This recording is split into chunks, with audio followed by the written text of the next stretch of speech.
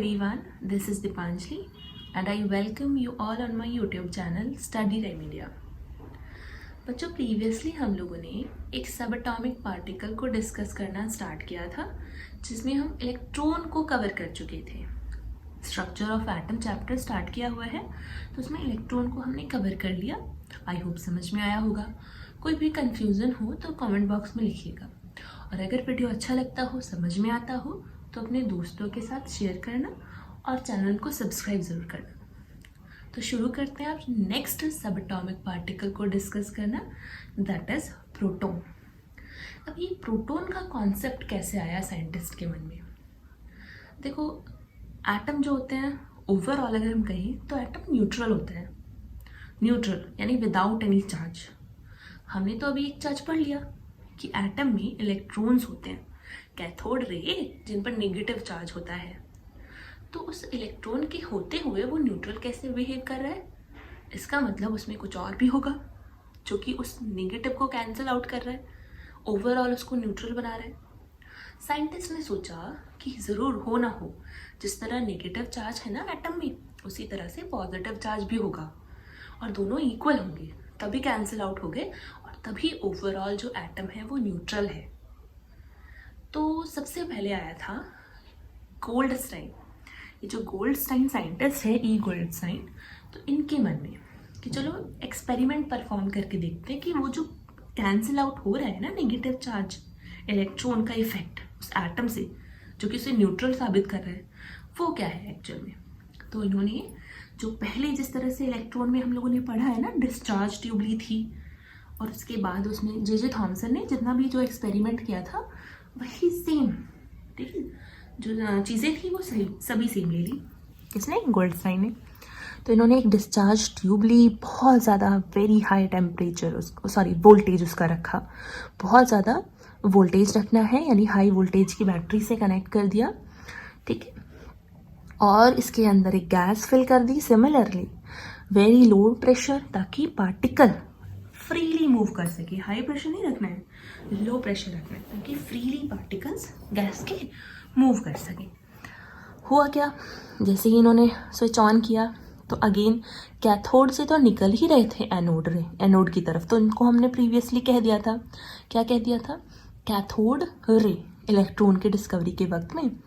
लेकिन बाद में अब की बार इन्होंने क्या किया गोल्डस्टाइन ने कि ये जो कैथोड वाली है ना प्लेट, ये ली इन्होंने परफोरेटेड, यानी ऐसी प्लेट जिसमें छेद थे। देखोगे ना तो ऐसे ऐसे छेद थे उसमें। और पीछे कर दी पेंटिंग, किसकी? जिंक सल्फाइड की। क्या है ये? Fluorescent material. इस पे अगर चार्ज पड़े तो ये ग्लो करने लगता है।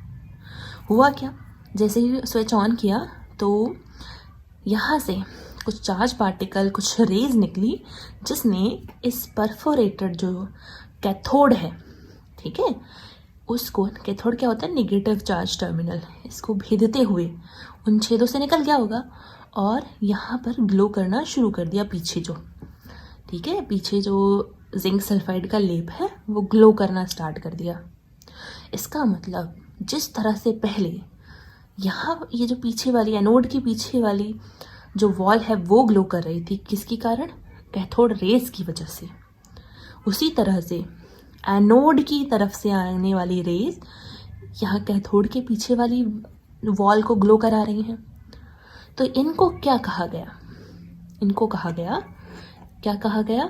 एनोड रे, ठीक है, एनोड रे। और पता है इससे भी पहले एक नाम रखा गया था, कैनाल रे, ठीक है, एक नली से में से होकर जा रही है, कैनाल रे इनको कहा गया। कैनाल रे, एनोड रे, और बाद में तो उनको रदरफोर्ड ने बता दिया प्रोटॉन, ठीक है। तो ये कहा गया था, ठीक है।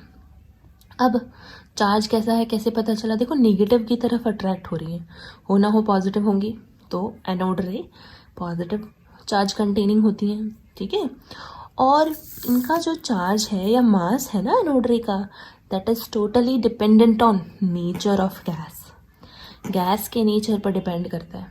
गैस जैसी भरोगे, हाइड्रोजन गैस भरोगे तब चार्ज मास अलग आएगा, ठीक है, और अगर ऑक्सीजन भरोगे तब चार्ज मास अलग होगा, यानी वेरी करेगा।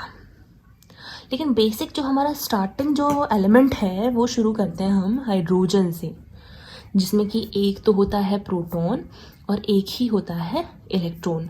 न्यूट्रॉन तो होता ही नहीं, ठीक है। तो सोचो अगर किसी वजह से यहाँ हाइड्रोजन गैस भर दी, हाइड्रोजन गैस भर दी, जैसे इलेक्ट्रॉन हाई वोल्टेज वाला पास कराएंगे करंट, इलेक्ट्रॉन तो क्लासेस से शेल्स से निकल कर भाग जाएंगे, है ना। क्या बचेगा? प्रोटॉन बचेगा, पॉजिटिव चार्ज बचेगा। अच्छा, प्रोटॉन को पी पॉजिटिव के साथ शो करते हैं, ठीक है, पी पॉजिटिव बचेगा। तो इसी को ही एनोड रे का पार्टिकल समझा गया, जो इधर से उधर जा रहे हैं। जैसे कि जब कैथोड से जा रहा था तो इलेक्ट्रॉन इलेक्ट्रॉन लिख रहे थे हम, इलेक्ट्रॉन ऐसे इलेक्ट्रॉन को शो करते हैं, लेकिन जब एनोड के बारे में पढ़ेंगे तो यहाँ से जो पार्टिकल है वो पी पॉजिटिव। तो हाइड्रोजन का जो फर्स्ट एटम है ना, जिसपे कि पॉजिटिव चार्ज हो, इलेक्ट्रॉन निकल चुका हो, उसको हम क्या कहते हैं? प्रोटॉन। एक्चुअल में वो प्रोटॉन हम कहेंगे, ठीक है, कि वो एक प्रोटॉन है। खैर आगे जब आप क्लासेस पढ़ेंगे ना 11th 12th में, तब आपको पूरा चैप्टर देखने को मिलता है इसे, तो बेस यहीं से स्ट्रॉन्ग कर लेते हैं, ठीक है। तो चार्ज और मास ये डिपेंड करता है नेचर कैसा है गैस का। आई होप क्लियर हो गया होगा। मिलता कहाँ है प्रोटॉन? न्यूक्लियस में मिलता है। अब बात कर लेते हैं कुछ कैरेक्टरिस्टिक की। तो अगर हम रिलेट करते हैं, ठीक है, तो रिलेटिव मास होता है प्रोटॉन का 1 AMU, 1 एटॉमिक मास यूनिट। अच्छा देखो, एटम जो होता है, मैंने बताया 3 चीज़ें होती है, 3 सब एटॉमिक पार्टिकल हैं। एटम का एटॉमिक मास मोस्टली सिर्फ प्रोटॉन की वजह से होता है, प्रोटॉन की वजह से ही कंसीडर करते हैं। भाई इलेक्ट्रॉन को तो नेग्लिजिबल मान लिया, बहुत कम होता है उनका मास। और हमने न्यूट्रॉन की बात करें तो कुछ एटम में तो न्यूट्रॉन होता ही नहीं, कुछ क्या, हाइड्रोजन में नहीं होता। हाइड्रोजन में हमने देखा नहीं, हाइड्रोजन में सिर्फ प्रोटॉन और इलेक्ट्रॉन होते हैं, न्यूट्रॉन तो है नहीं। तो बेसिकली एटॉमिक मास जो कैलकुलेट होता है वो होता है प्रोटॉन के बेस पर। न्यूक्लियस में मिलने वाला प्रोटॉन डिसाइड करता है, ठीक है। हालांकि दोनों ही करते हैं, न्यूट्रॉन भी, बट इलेक्ट्रॉन को तो बिल्कुल नेग्लिजिबल मान लेते हैं। रिलेटिव मास होता है 1 AMU एटॉमिक मास यूनिट।